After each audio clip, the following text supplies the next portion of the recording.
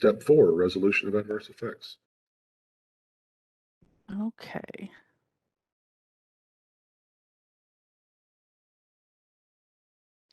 Okay, this is everybody's favorite part of the process. If you have had a chance to exit at one of the 3 previous points, I'm sure you've taken it by now. So if we get to the point where we're reviewing a project and there's an adverse effect, if we don't have a letter from you being either the federal agency or the person who's been delegated by the federal agency to complete the project, we will be contacting you to get that letter saying that the project is going to have an adverse effect. So we all want to be on the same page kind of when we move forward in this process. It is extremely rare anymore. We used to send them out without having a letter from the agency, but that is not how we do things anymore. So it's super rare for us to send out a notice of adverse effect where the agency is not already expecting it. So before we get to the point where we're 100% sure we're going to have an adverse effect, a lot of times if I'm looking at your scope of work, and I'm sure Amy and Jeffrey do this as well, when we're looking at your scope of work, we might see that there is a potential that we could avoid or minimize those adverse effects. So what exactly the agency is required to do is to first take a look and see if there's a way to avoid the adverse effect, then see if they can minimize the adverse effect, and if not, then they should move forward to mitigate. So if we see that there is a way to avoid or minimize those effects, we'll probably give you a call or send you an email at that point. It's not uncommon for this to happen where somebody maybe sends us in something and we'll see, a little change here could really change the effects of this project. And so we'll reach out and we'll say, let you know what that is, discuss it with you. And then if you're the federal agency and this is a federal project that you're doing, then you could discuss that with your engineers and things and get back with us on it. Or you might need to go back to the homeowner to discuss those potential changes to the project. So if there's a way to avoid or minimize, we are happy to discuss that with you. And if we see a way to do it, we'll definitely reach out. So we're going to do a little exercise here, and I'll let Jeffrey have control back so he can post up the quiz. Whoops. Yeah. So we've got a quiz here. Make sure everybody's awake after lunch.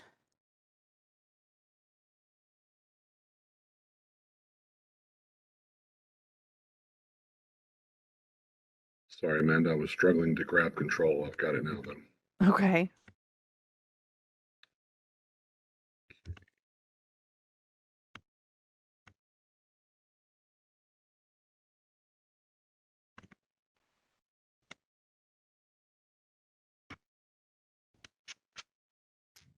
Okay, so with this situation, this is not the situation that really happened with this property, but I'm just going to put it out there. This is what I made up for this. So a road project will ride in the intersection at this historic store, and the historic store will be demolished. Is this an adverse effect? And can you see a way to avoid, minimize, or mitigate that effect if you think there's an adverse effect?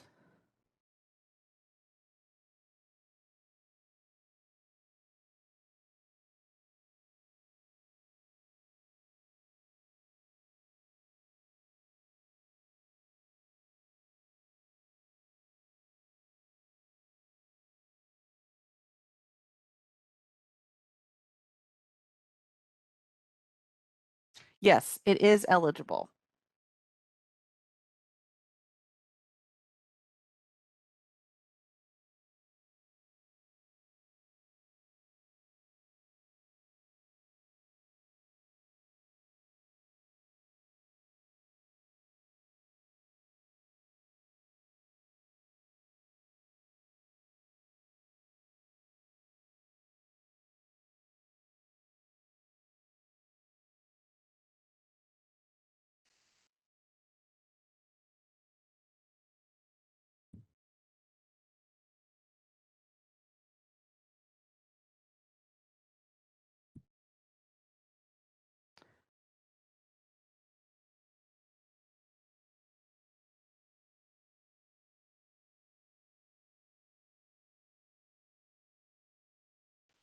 Okay. So looking at the answers here, we say yes, that is an adverse effect. So um, then we have answers here. It looks like a lot of people thought there was a way to do all of the items to avoid, minimize, or mitigate the effects. And then it was kind of a little more split between mitigate, minimize, and avoid. And so at this point, like if I got this project in, I would contact the federal agency about it and see if there's a way that the road could possibly be widened on the opposite side of the road. Be like, oh, can we widen this on the other side instead of going to the side where this building is? Or can we move this interchange a little bit one way or another? If that's not possible, so that would be the avoid option.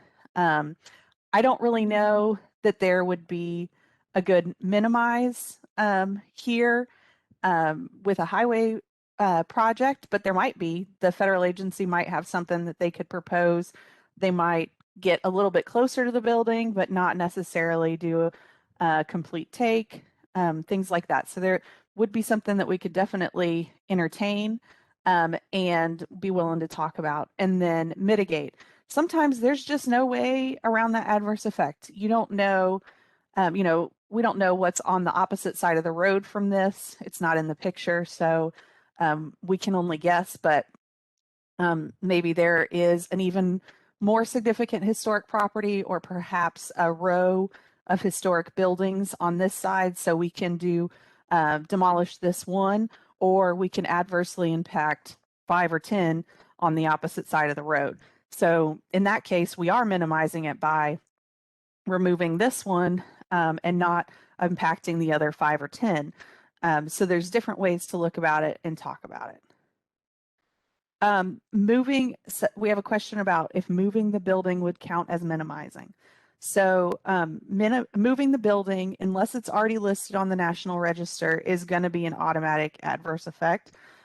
It would just be less of an adverse effect. So it could be a situation where it would be considered minimized if we moved it, say we moved it over just a couple of parcels to the left there in order to make room for the intersection. If it was a building that could be moved, that could be part of it. And then we might say, let's do that and put up an interpretive sign there that said that it used to be located a couple of parcels over, but we would still need an agreement document in that situation. So there are ways to kind of, sometimes you're minimizing and you're still having an adverse effect, and sometimes you're minimizing and you're not having an adverse effect. So next slide, please.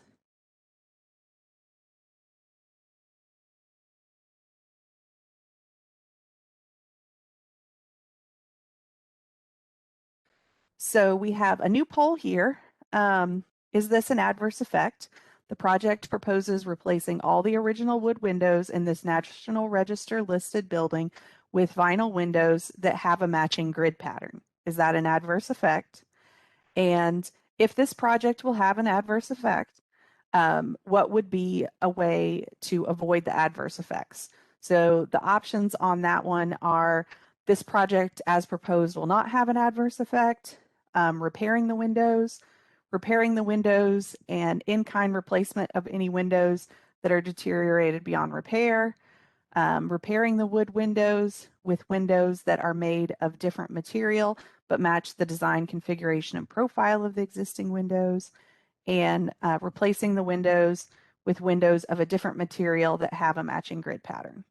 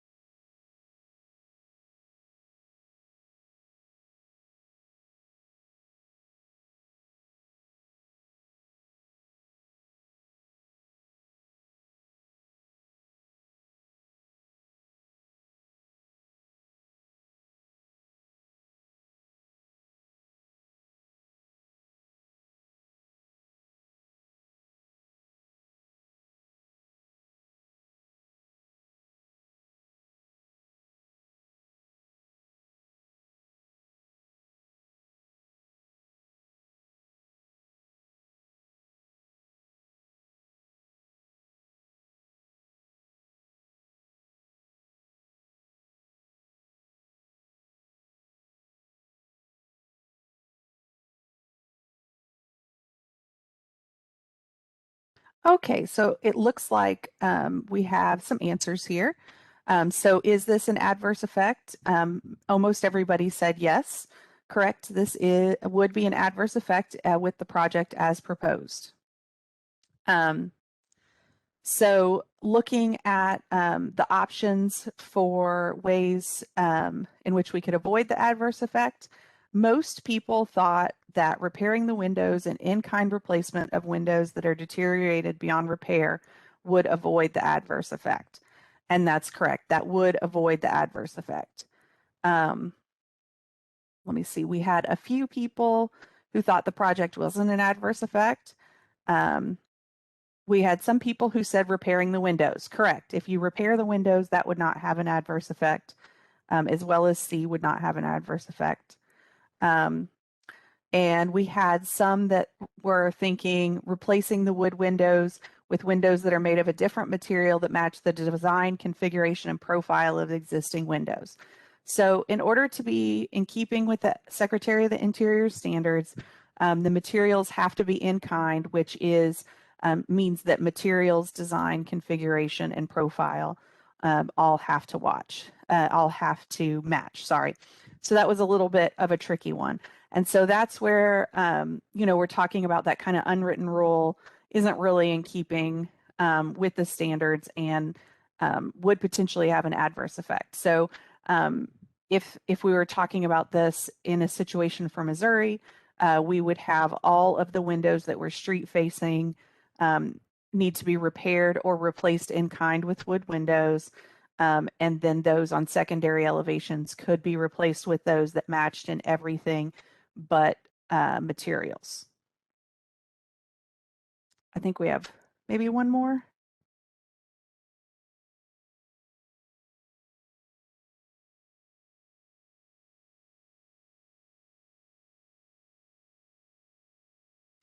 All right. This one says, is this an adverse effect? The National Register eligible bridge will be demolished and a new bridge will be built on a new alignment. And the second part says, if this is an adverse effect, how can the effects be mitigated? There's no adverse effect is the first selection. Then the second one is record the bridge with pictures and write a history of the bridge. C says the new bridge is on a new alignment, so just abandon it in place and avoid the adverse effects. D, survey to see how many similar bridges remain in the county and make a plan to preserve one of these. And just to clarify, you guys, when you have a round button in the poll, that means you only have one option. You can only select one of the options. If you have a square button, like on the second one, that means there could be multiple correct answers and you can select as many as you think may be correct.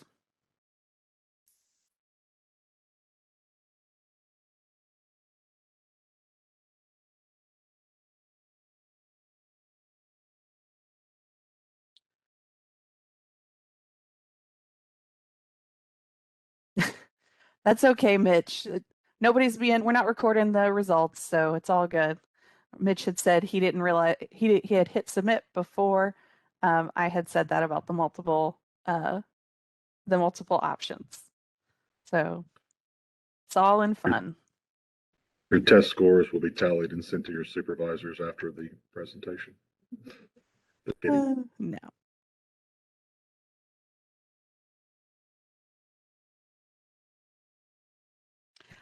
Somebody asked if it's a safety hazard. I'm not 100% in which aspect if it's a safety hazard or not. But whether or not something is safe doesn't necessarily determine effects. So, a bridge might be, unsafe to pass. However, if it's, pass on in a vehicle, however, if it's eligible for the National Register, we still go through the 106 process. And thank you to Kim, who says that please document that as a group we learned from the presentation. And that's kind of our hope, is that everybody will take something away from this and that we will will grow together through the training. So that's what these questions are, kind of just to give you guys a couple of real world examples.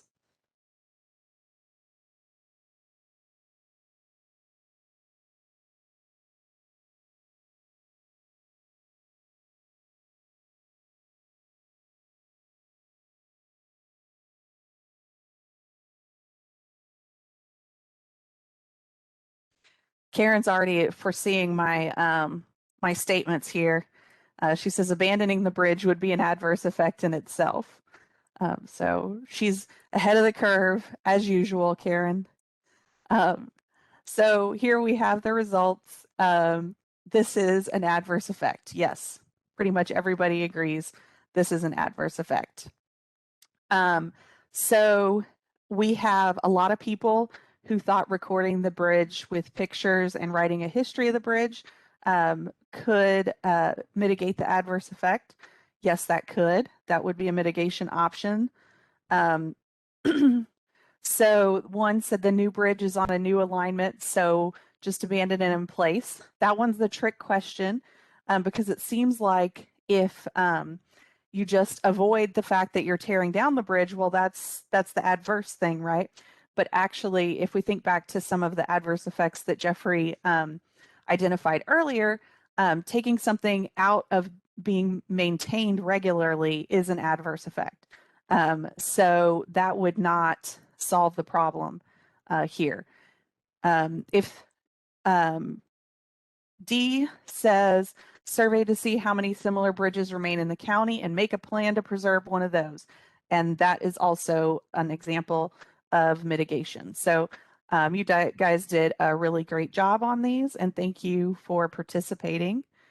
I think I'm going to get back control.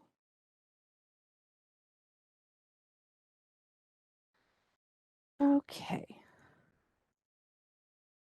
So we know we've got an adverse effect. We've talked about ways to avoid or minimize adverse effects, and it's either not going to happen. We're not going to be able to avoid the adverse effects by the project because of what needs to happen for the project, or it's just not something that the owner, applicant, federal agency is interested in at this time. So what do? We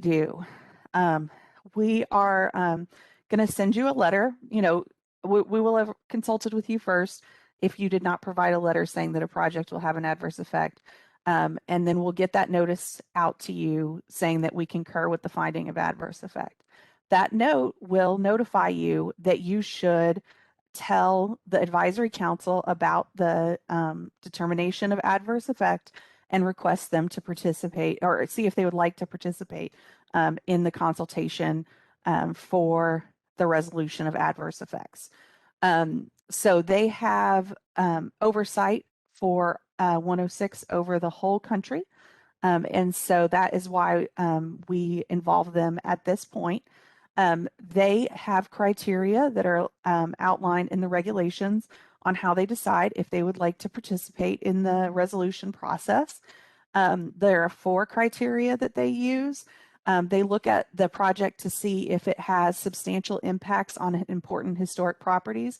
So like if a National Historic Landmark is involved or you know, a really important historic property is involved, they might decide to participate. The one that we see the most often for them to participate is number 2. If a project has the potential to set policy or change interpretations, need those sorts of things as part of the process, they'll participate in order to assist. If they're going to make any procedural changes or have any questions against procedure, then they might also choose to participate. Those are the 2 we see quite frequently when we have the ACHP participate. Primarily, they do not participate in a lot of agreements. And that is because they work with the whole nation and they really need to kind of stick to these options. And then if the tribes are interested and involved, they may choose to participate in consultation. Not every time the tribes are involved, but that is something that they look at as well.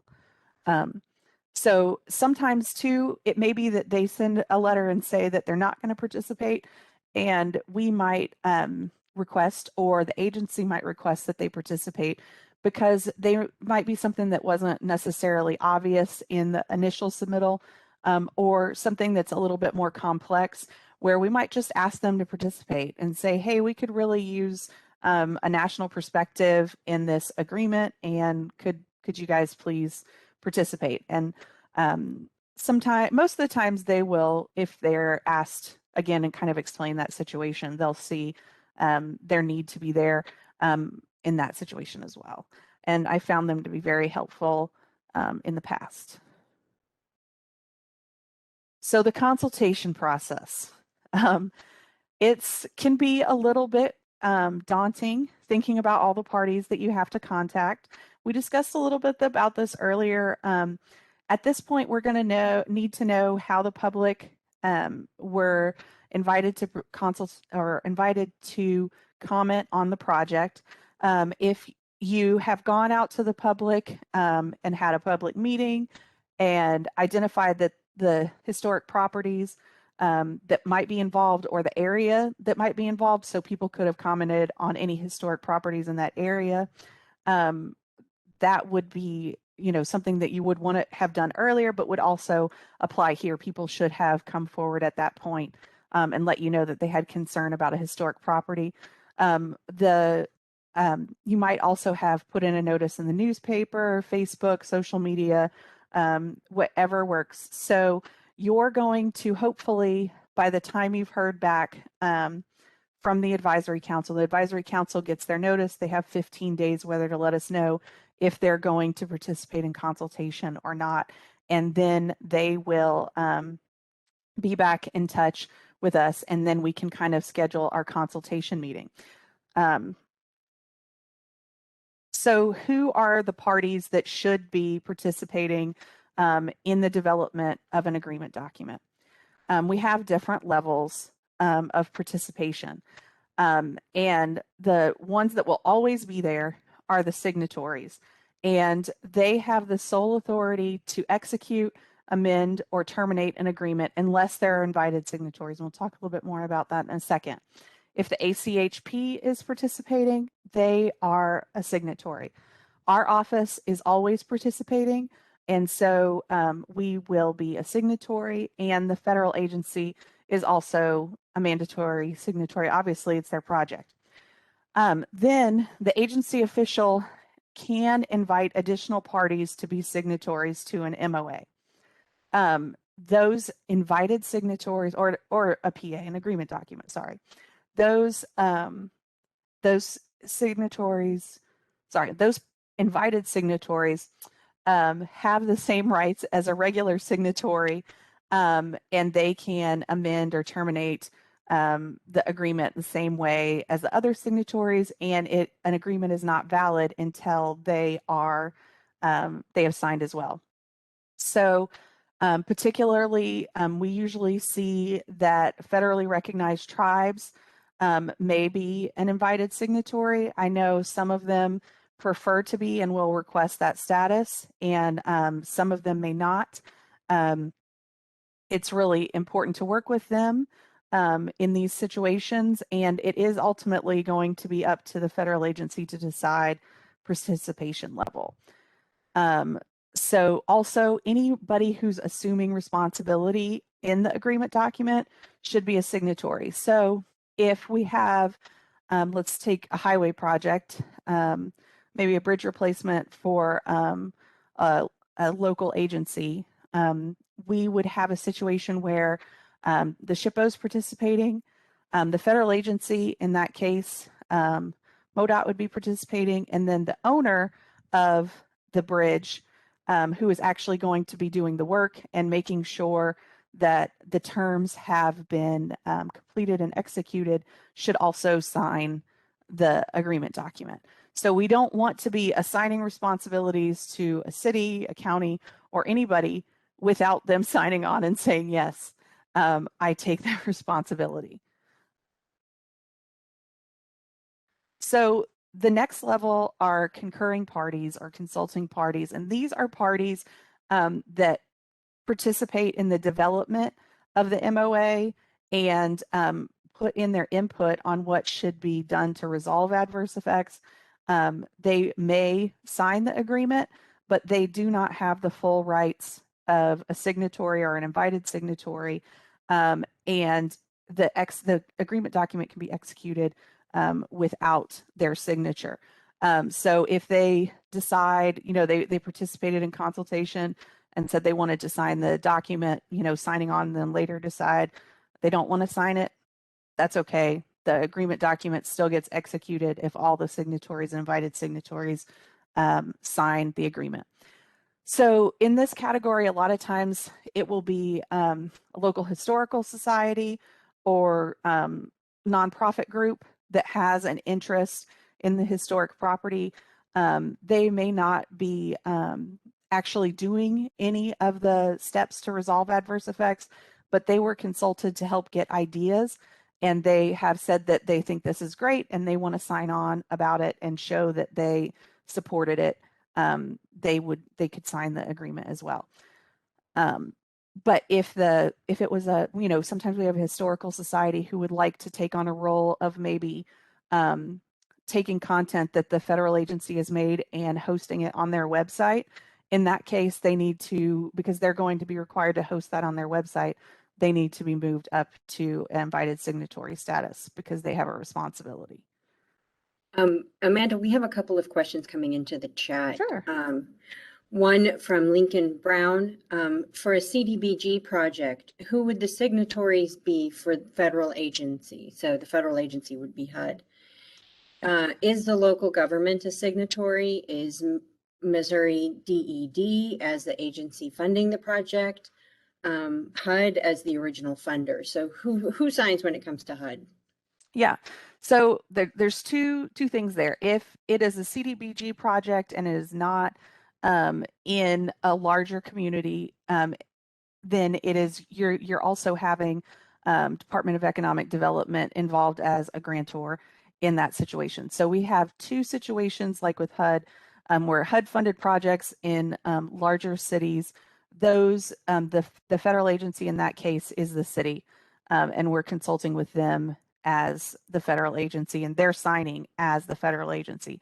HUD is not signing that document. Every now and then, a project is, large enough that HUD may choose to participate, but it's pretty rare, and it would probably be more in a programmatic agreement that they might choose to participate, but that would not necessarily be required. And we'll talk about the difference between agreement documents. So in the case where you have a smaller community, the community,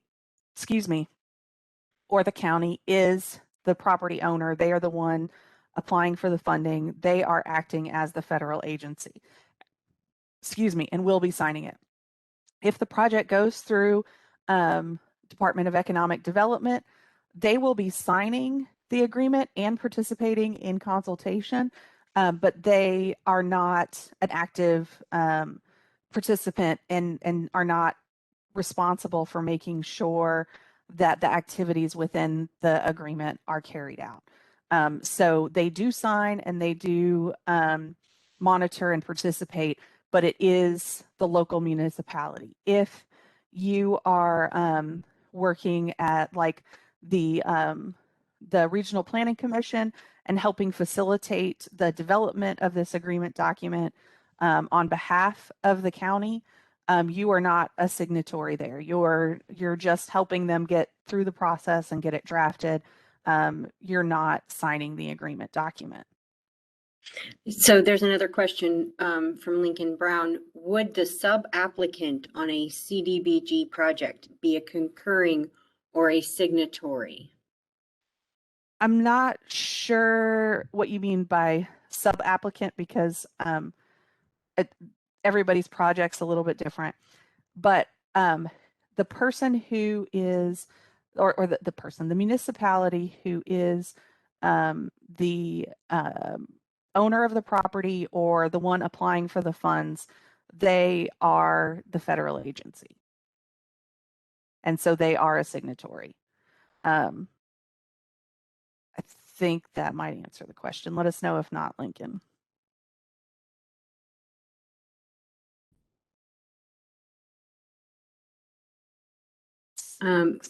He says, some sub-applicant nonprofit applies through the county or city. So if someone applies to the city or county for funding to work on their property, so like a private property owner. Okay, I got you. So in that case, it's HUD has delegated the authority to the authority as federal agency to the city, and then the person or property owner applies to the city. They will participate in consultation, depending upon what role that they take on based on the consultation will depend on what level they should be participating as a signatory or not. So some property owners are pretty hands-off, and the municipality takes care of the mitigation, and they don't want to participate in the meeting as much. They might just sit in and kind of listen. So it kind of depends on what role they're taking on in that case, and I will help you with that should the situation arise. And I say me because primarily if it's an adverse effect for HUD, it's going to be on my desk. But it might be Amy too if you've got archaeological impacts. So.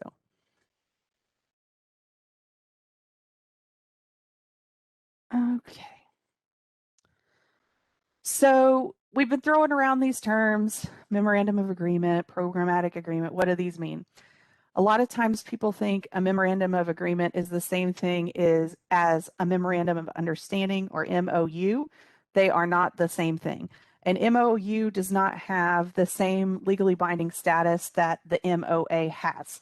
So when we are doing agreement documents for Section 106, we are either doing an MOA, Memorandum of Agreement, or PA, Programmatic Agreement. So an MOA is a legally binding document that records the terms and conditions agreed upon to resolve adverse effects of an undertaking. So it says who's doing what, when, why, all of those things should be in the document. So if we get into a situation where we're developing an agreement document, after we have had that meeting where we discussed with our consulting parties what our mitigation measures are going to be, I'm going to provide you a template and then some examples of similar language that we've used in other agreements for similar ways that we've resolved adverse effects in those projects to kind of help get us started. So I'm not just going to be like, okay, go develop your agreement document. I will give you some samples and help you from there. While I said I'm going to send you some samples, they need to be created on a project by project basis so that they fit the situation at hand. And once the stipulations of the MOA are complete, Section 106 process is complete. So while you might be like in your process for your EA, you may have wrapped up your EA and your project is funded and you're moving on. That does not mean Section 106 is done. Section 106 is done if we have an adverse effect when all the stipulations of the MOA are complete. We may choose to, depending upon the nature of the project, set kind of a point in the project when the undertaking can start and things. So some things might be running concurrently with you doing your project and the resolution of adverse effects. Some things will need to be done first.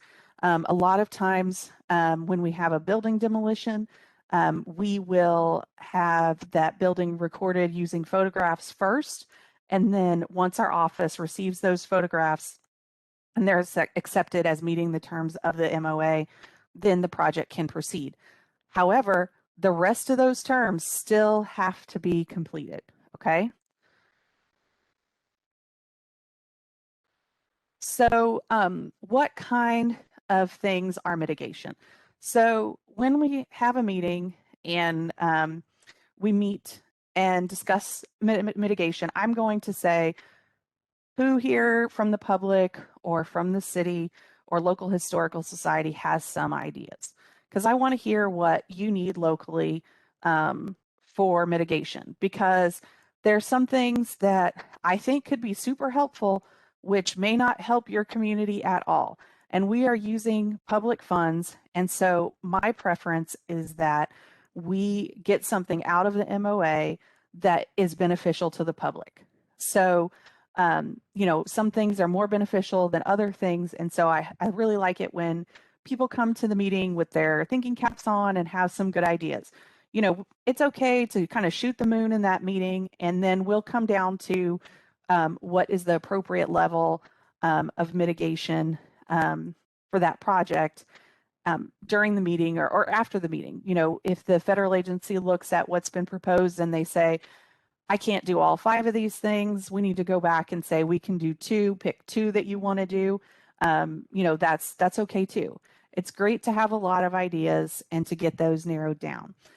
So we like creative mitigation at Missouri SHPO.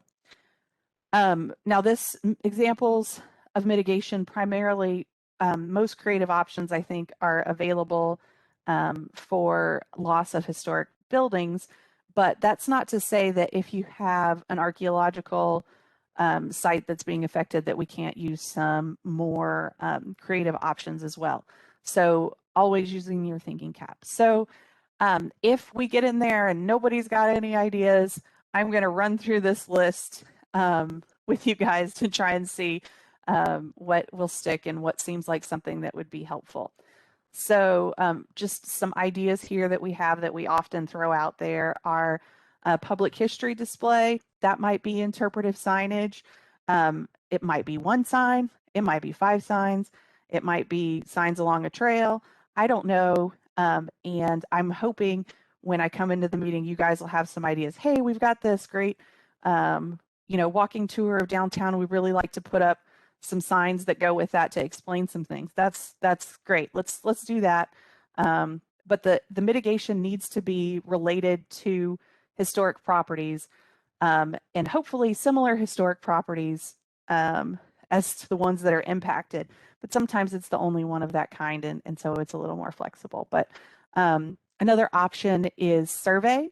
We have different levels of survey.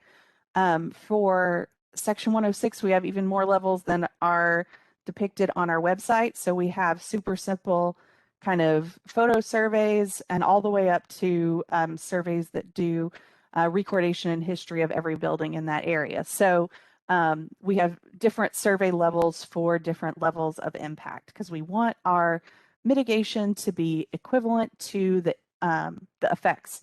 So we want to look at that. And please do not ask me how much money that means per building because I do not know.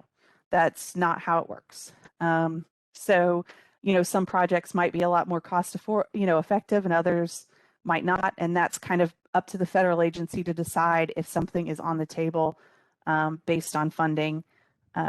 Something also, if you have somebody on staff who can do something, might be a lot more affordable for one person than it is for another. So money is not something we're talking about here whenever we're talking about mitigation.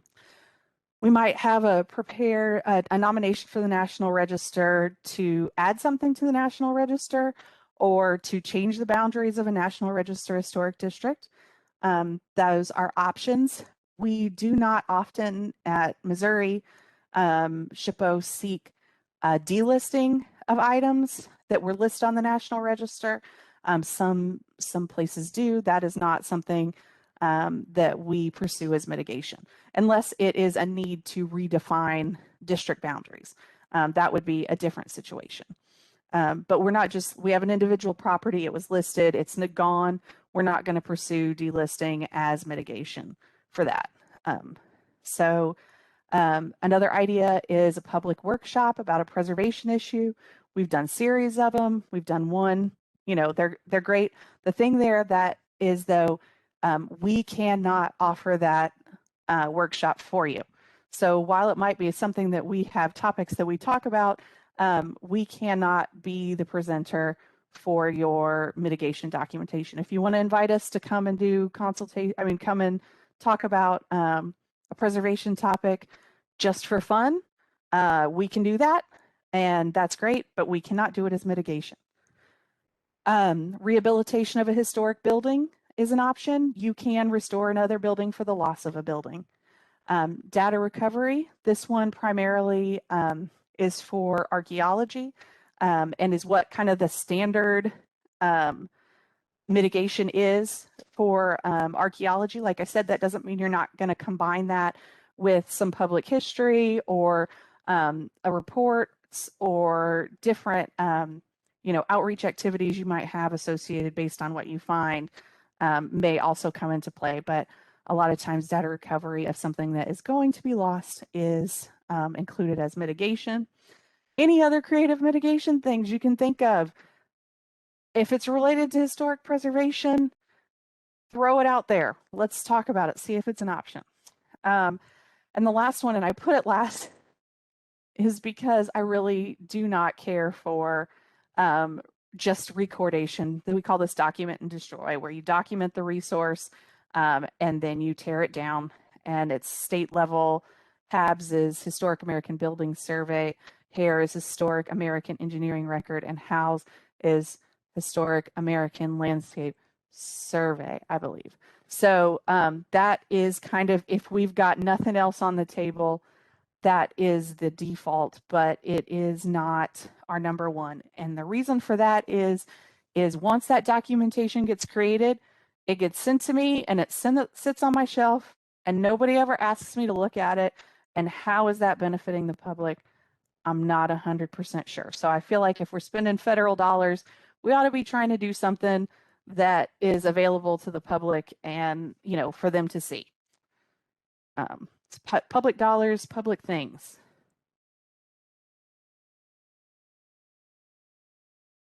So the next one is a programmatic agreement. Okay, so it looks like somebody had a question about if there are multiple federal agencies, do they all need to sign? And then, yes, they all need to sign in that case. Thank you, Amy. And then Karen is right. You should also send a copy to the public library and the historical societies. I don't know if anybody ever looks at them there. I hope they do for the recordation, but I don't know. I know MoDOT's been putting these on their website, which helps them make them more publicly accessible. So that's always a good option. But we like to involve the public. Excuse me. So for programmatic agreements, when would you use a programmatic agreement versus when you would use a memorandum of agreement? Programmatic agreements can kind of be used in two different ways. If you have a project that is large and multi-phased and has lots of potential effects that you may not even know all of the effects right now because you have like maybe multiple sites that you're still considering, things like that, then a programmatic agreement is going to be what you want to use. It is going to set up a program for which we will complete the review of the project under Section 106. So they set up an alternate 106 procedure so that we know what we're going to do. This is, while it isn't a super common use, it is not something that we do uncommonly. With our larger projects, it's not uncommon for us to say, this is going in this corridor, or the federal agency to say, this is going in this corridor, or we're investigating these 3 sites, or we don't know if the building's going to be torn down yet, but it might be. That's one of the options. Those are the types of things we're going to use a programmatic agreement for because it allows a lot more flexibility and wiggle room. The other reason why we would be having a programmatic agreement is, like we were mentioning earlier, with the Department of Energy projects, you have a large number of projects that are repetitive and in nature, and what the outcome is going to be from some of those items. So in order to streamline the review of those projects, our office and the federal agency agree on some parameters to kind of change and simplify the Section 106 process.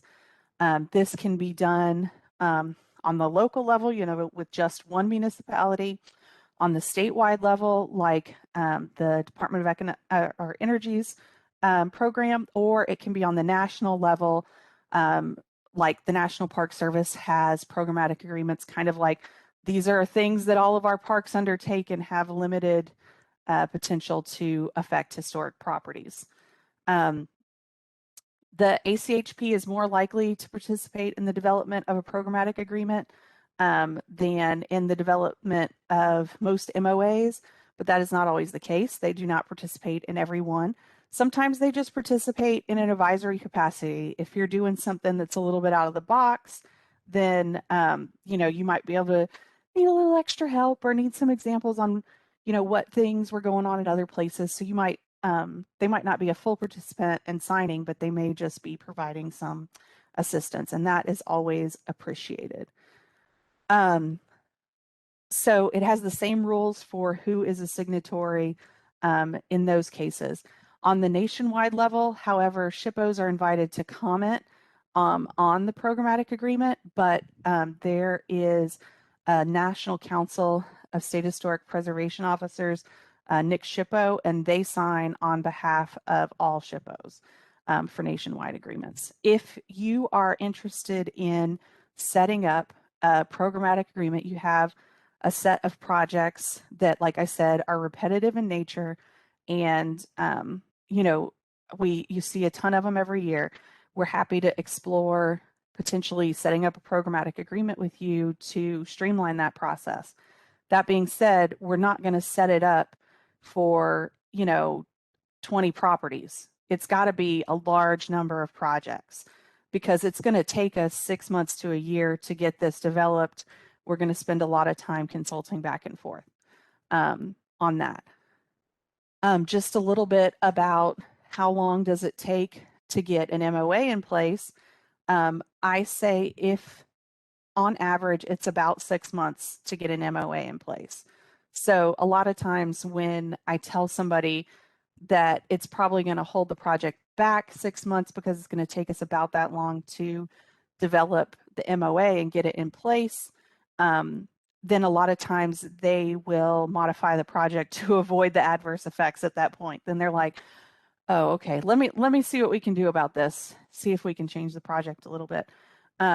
So while SHPO does not get to say no, that kind of is the thing that sometimes saves some historic properties, is the amount of paperwork that people have to do. They sometimes don't want to do it. So then we can save a little bit more historic properties that way. So why does it take so long to develop an agreement document? That is because, like we've said, you got to notify the ACHP. You've got to have your public outreach done. You've got to have a consultation meeting. You've got to, after the consultation meeting, I'll send you those, examples. You'll take those examples. If you are the federal agency or acting in place of the federal agency, you'll take those examples and make them into a draft agreement document, which you'll send to our office. And then the cycle of the 30-day comment period start. So if you receive comments from our office on an agreement document and you don't understand them, or you're not sure what to do with it, don't send it back without addressing those comments. Send me an email, or Amy or Jeffrey, whoever is your project contact, send us an email, give us a call, ask us what those things are, because sending it back without things addressed is just a way to waste your time, because we're just going to send it back and say, you didn't address this comment, please address it. So make sure you reach out if you have any questions about this. We do this process. Well, I do it all the time, and Amy and Jeffrey do it quite frequently. So, if you have any questions, I am happy to answer them. They're happy to answer them. It makes things go a lot better if you just talk to us. We're here to help guide you through the process. Most people do this once. Like I said, we do this all the time. So happy to help. So those consultations can take time. And don't be surprised if your first draft comes back pretty beat up. That's the norm. Like I said, most people do this once. And we have lots of things that have been, that have to be included for legal purposes and things like that. And so it's kind of, sometimes it'll be the little way that a verbiage, something is said in the verbiage that we'll have to kind of massage on to make sure that we know what is going on, and it's clear what's going on. So what we're looking for in these stipulations is that who is doing what, when they're doing it, and we know what our responsibilities are. You also need to have a clear process set up for when you're done. I get a lot of drafts where it's kind of like, we'll do this. Yes, but how do we know when you have completed that? What will be, what are the different steps in that? So that's kind of what we end up kind of fleshing out as we go along. And the examples that I send you will have those steps in there. I'm not going to send you anything that doesn't. So if you're like, well, this seems really wordy, I don't want to do all of that, I would recommend you ask a question before you leave some of those items out, because you might end up taking more drafts by removing some of the different kind of nuanced things that are in there. So if you have any questions, just reach out. That's what I'm here for. So we have one more thing that you'll sometimes hear about, and that's a program comment. If you work with highway projects, you may be more familiar with some program comments. They have a few, some that are related to the interstate highway system and some that are related to bridges of different types. These are slightly different from a programmatic agreement, but they are set up on the national level. So while you can have a nationwide programmatic agreement, a program comment is also an option.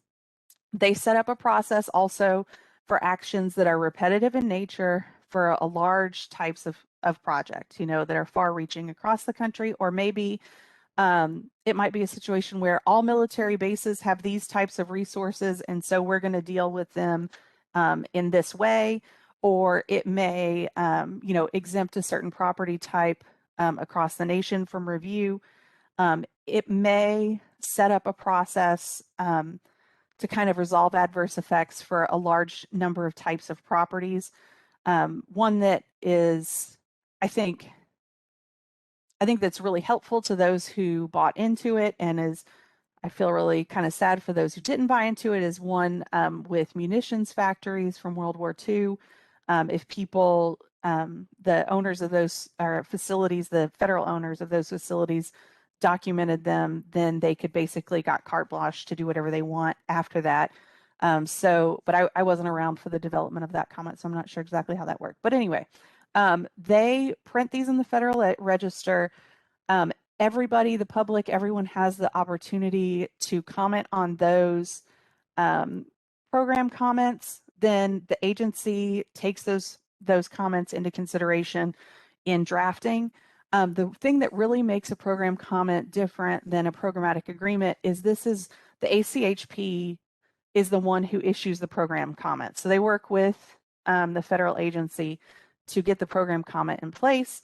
They are the ones who are really responsible for providing drafting comments, and then when it is ready to be voted on, or when the federal agency feels it's ready to be voted on, they bring the comment before the advisory council, and the members of the council vote on whether or not to accept the program comment.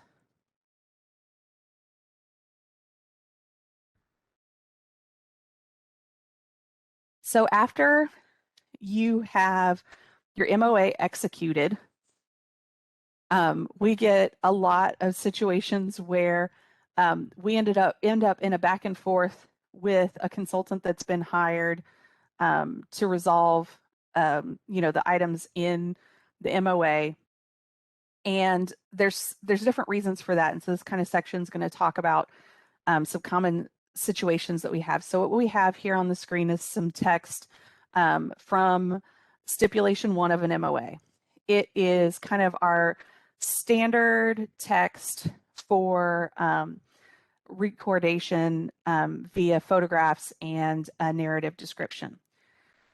If you are the city or the federal agency and you are looking for a consultant to complete these stipulations, like as outlined here, don't summarize this text in your request for proposals. Put this exact text in your request for proposals. What gets a lot of people kind of into trouble, or as it were, is they summarize what's in here, and then what the consultant is contracted to do does not match what is in the agreement document that needs to be completed. So then you have a situation where the contract with the consultant is going to have to be amended. So it is super important that you just put exactly this in your RFP, whatever it is. So if you have any questions about that, I'll be happy to answer them. I do not have any example RFPs that I can provide you. So that's not something I can do. You can, reach out to other municipalities and see if they might have one, but I can advise you about what should be in there, and this is what should be in there. That area where we were talking about previously, where it may be possible to submit some sort of documentation prior to the completion of all the other stipulations, is what we have here in stipulation 6. What this does is sets up that the city can complete the photographs of stipulation, it should have been, these should have been numbered, lettered instead of numbered. But anyway, the second stipulation there, they can complete second stipulation, send it to our office. We have 30 reviews to review and comment, and then the project can proceed when written notification is completed.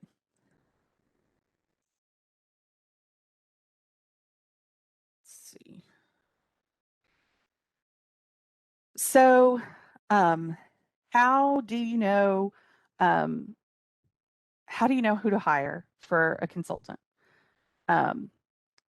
So, like I said earlier, you want to make sure that you use the appropriate qualification from the Memorandum of Agreement, or PA, so that if it says in the PA that you are looking for somebody who is a 36 CFR 61 qualified architectural historian, or if you're looking for an archaeologist, that it's clear as to what qualifications are required. Because if you hire an architectural historian and then it turns out you needed an archaeologist, that person is not going to be qualified to complete that work. So it's important that you keep that in mind and that you post that in your RFP, and ensure that your scope of work matches the MOA, like I said. And it also complies with any timelines that might be in the agreement document. You want to check references. You can call our office and ask us a particular question about a consultant. We cannot answer questions that says, should I hire this person? I cannot answer that question. Does this person do good work? I cannot answer that question. When you call, you can ask questions about, does this person, has this person successfully completed the Section 106 process? I can say yes or no. So there's things that we can and can't answer. We do have a list or 2 lists on our website. One that lists architectural historians and historical architects all on one list, and then another one that lists archaeologists. They're a little bit hard to find on the website, but if you put consultants in the search bar, it will pop up that way. Is the easiest way I can recommend to find those.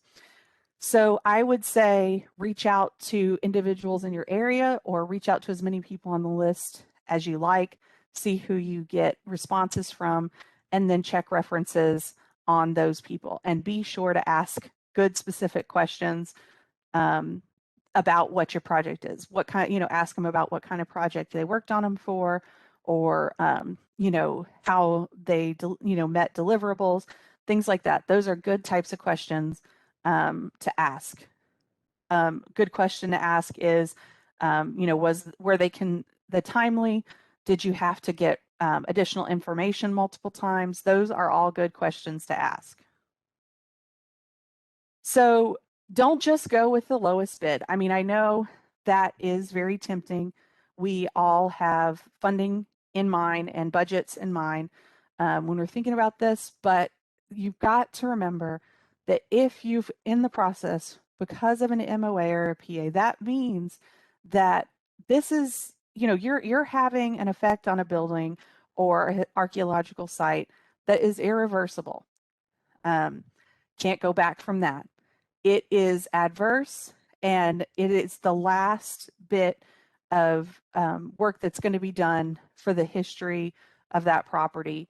And so you want to make sure that you get somebody who's going to do a good job, not just because it makes your life easier because they'll have less submissions, but because it does justice. It does it does justice to the resource. So, like I said, call and ask about it. Plus, it'll save you a lot of headaches because I can attest that many times just the person who is the lowest bid may not get things through the first time or the second time. So making sure that you have somebody who is quality is important. And remember, you get what you pay for. Yes, and I see we have a comment that says, ask the tribes which archaeological consultants they prefer. That is a great point. They have a little bit more flexibility than we do in answering some of those questions, and they might also have a different perspective than our office has on a particular consultant. They work, many consultants work across many states, and so do the tribes. And so they have an insight in that way, in addition to their particular insight on their cultural history. So definitely checking with the tribes is a great way to check references.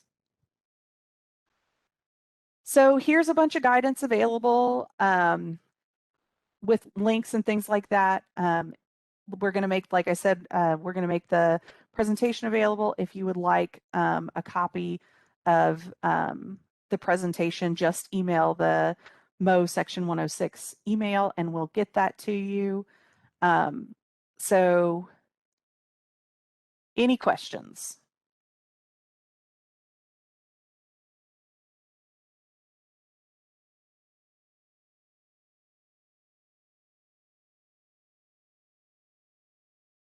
And just to note, we have another section coming up about how to make submissions to our office.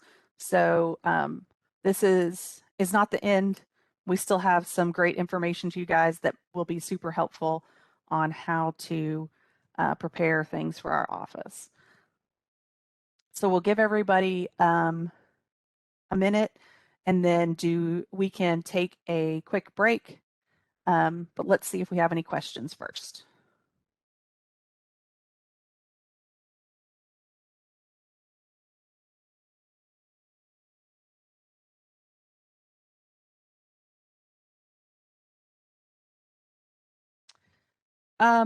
Amy or Jeffrey, would you guys like to provide some information on how to interact with Native American tribes that are not federally recognized?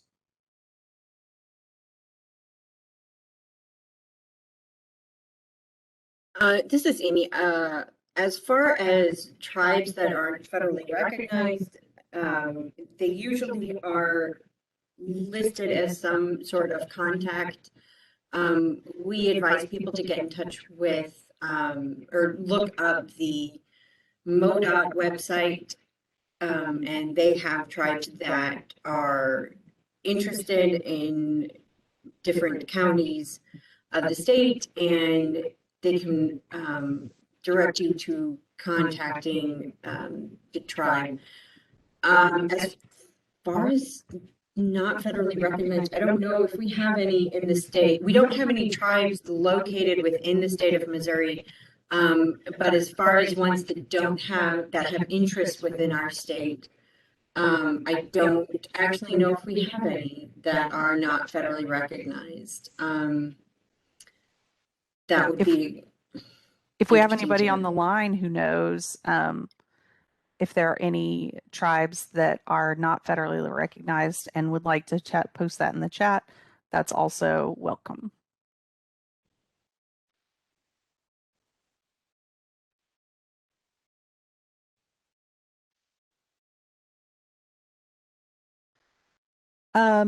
Aaron says, is there a big picture timeline that indicates all the steps and expected durations of SHPO approval process?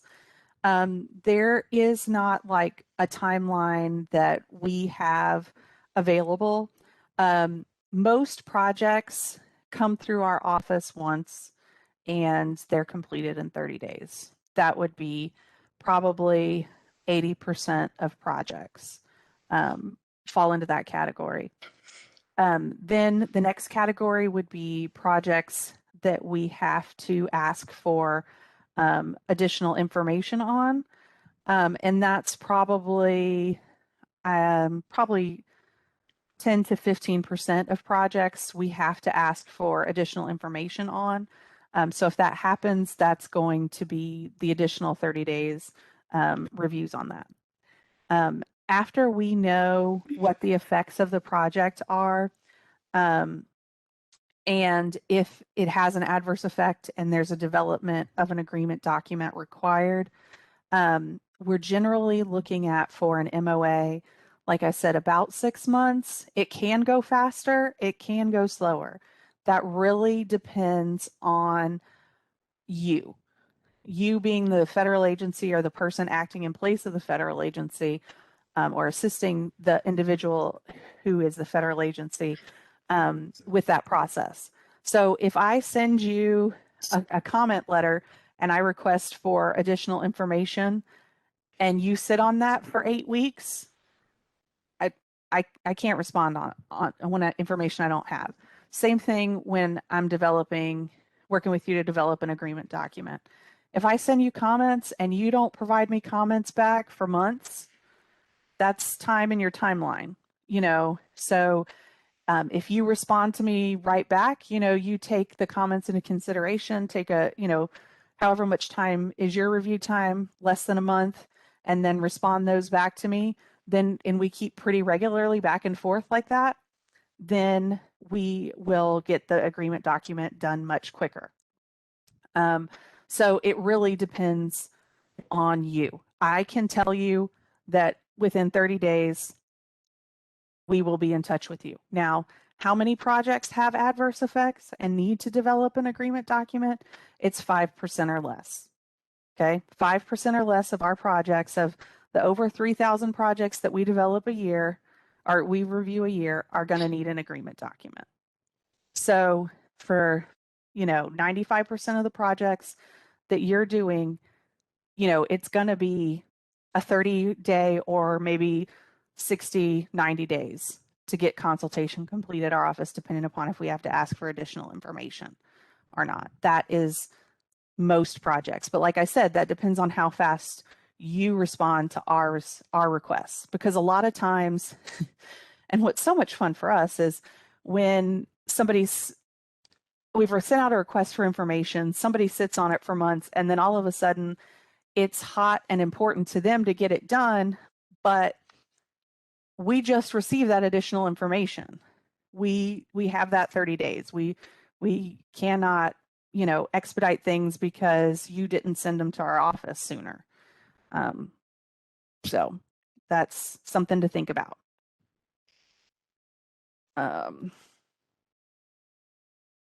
So a PA can take from 6 months to a year or more in development. It really depends on, like I said, consultation back and forth and the complexity of the PA.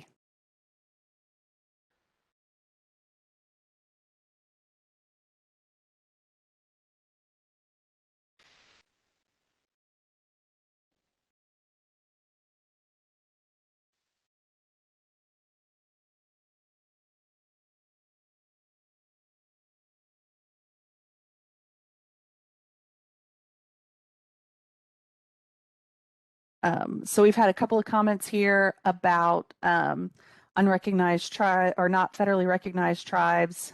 So if you have interest in that, take a look at the chat. Kim also posted a link to the HUD tribes with interest in Missouri. And thank you, Mitch, for your kind words about the MOA process. I appreciate that.